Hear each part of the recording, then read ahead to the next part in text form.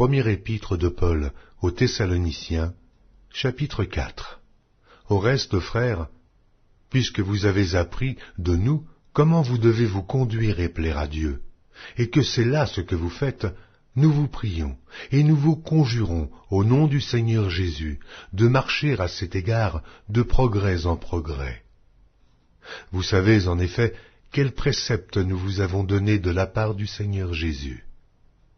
Ce que Dieu veut, c'est votre sanctification, c'est que vous vous absteniez de l'impudicité, c'est que chacun de vous sache posséder son corps dans la sainteté et l'honnêteté, sans vous livrer à une convoitise passionnée comme font les païens qui ne connaissent pas Dieu. C'est que personne n'use envers son frère de fraude et de cupidité dans les affaires, parce que le Seigneur tire vengeance de toutes ces choses, comme nous vous l'avons déjà dit et attesté. Car Dieu ne nous a pas appelés à l'impureté, mais à la sanctification. Celui donc qui rejette ses préceptes ne rejette pas un homme, mais Dieu, qui vous a aussi donné son Saint-Esprit.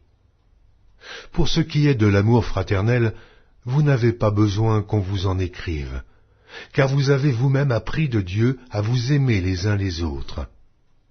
Et c'est aussi ce que vous faites envers tous les frères dans la Macédoine entière.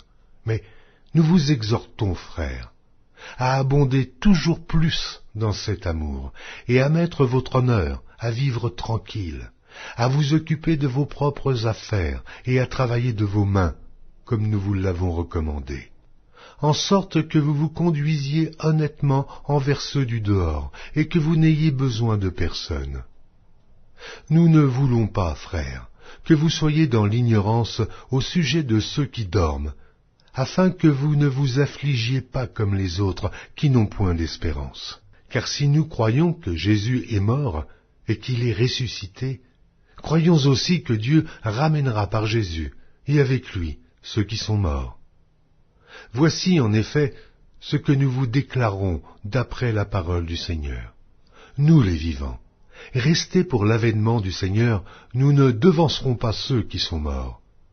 Car le Seigneur lui-même, à un signal donné, à la voix d'un archange et au son de la trompette de Dieu, descendra du ciel, et les morts en Christ ressusciteront premièrement. Ensuite, nous les vivants qui serons restés, nous serons tous ensemble enlevés avec eux sur des nuées à la rencontre du Seigneur dans les airs, et ainsi nous serons toujours avec le Seigneur. Consolez-vous donc les uns les autres par ces paroles.